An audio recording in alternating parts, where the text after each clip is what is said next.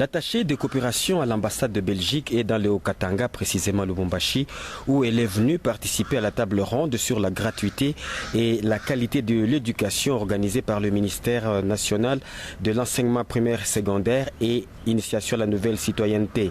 Madame Gritzer a été reçue ce lundi par le gouverneur du Haut-Katanga, Jean-Claude Kazembe Moussonda, pour parler coopération. Au nom de l'ambassade de la Belgique à Kinshasa, pour participer à la table ronde sur la qualité et la gratuité de l'éducation qui est organisée ici à Lubumbashi par son Excellence le ministre de l'EPS à Kinshasa. Mais j'ai insisté de rencontrer son Excellence le gouverneur pour le saluer et pour parler avec lui de nos projets qui sont financés par la Belgique ici dans la région. Parce qu'on a un projet qui appuie l'énergie et donc l'électrification de certains quartiers de Lubumbashi et un projet qui appuie l'enseignement technique et la formation professionnelle. Et dans ce cadre-là, on voulait discuter de l'avancement de ces projets et pour que ces deux projets soient durables et puissent servir aux populations.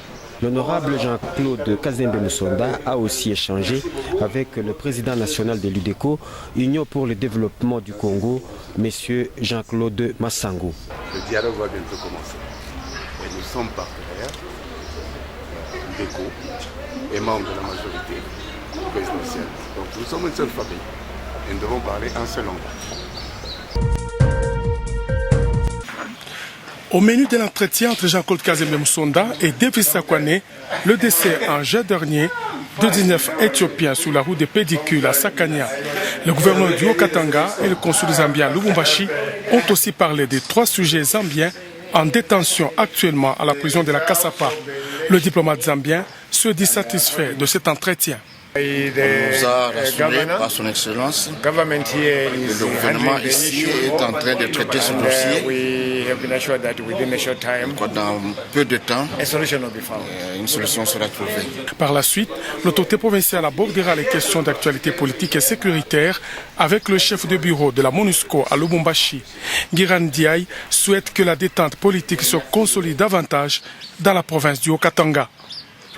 C'est dans le cadre d'un dialogue que nous avons établi avec les autorités. Nous sollicitons l'autorité pour échanger avec elle sur l'actualité politique.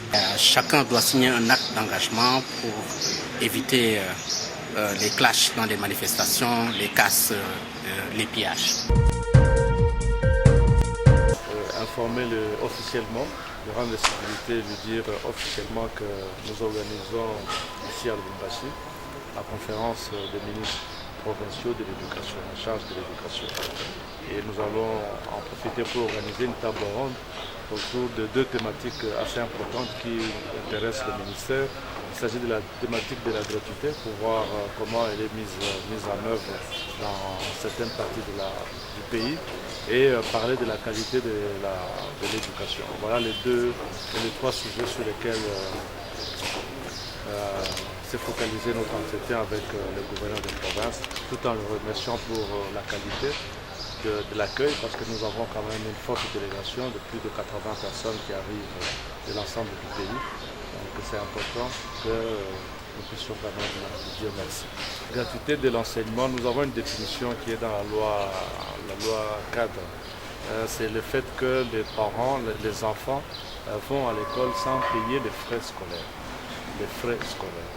Et tout ce qu'on appelle frais de motivation et autres. L'enfant va à l'école pris en charge par les parents en tenant compte par exemple de son alimentation, son vêtement et autres. Mais en ce qui concerne les frais scolaires, c'est une politique que nous sommes en train de mettre en œuvre graduellement. Je sais, vous allez me dire, mais quand est-ce que Lubumbashi, quand est-ce que Kinshasa vont aussi intervenir? Nous le faisons graduellement parce que nous ne voulons pas faire la démagogie.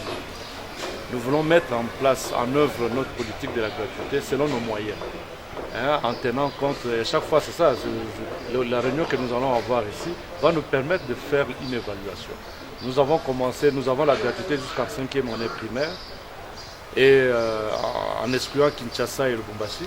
Il faudrait qu'on fasse le point et les experts vont nous dire qu'est-ce qu'il nous faut encore pour que Lubumbashi et Kinshasa s'impliquent dans la mise en œuvre de la gratuité et qu'est-ce qu'il faut encore pour qu'on arrive aussi à la classe de la 6e année primaire. Voilà. Donc c'est une thématique assez complexe. Il ne faut pas qu'on la prenne d'une manière, de n'importe quelle manière. Et le président de la République a voulu que nous abordions cette question d'une manière vraiment technique et d'une manière réaliste.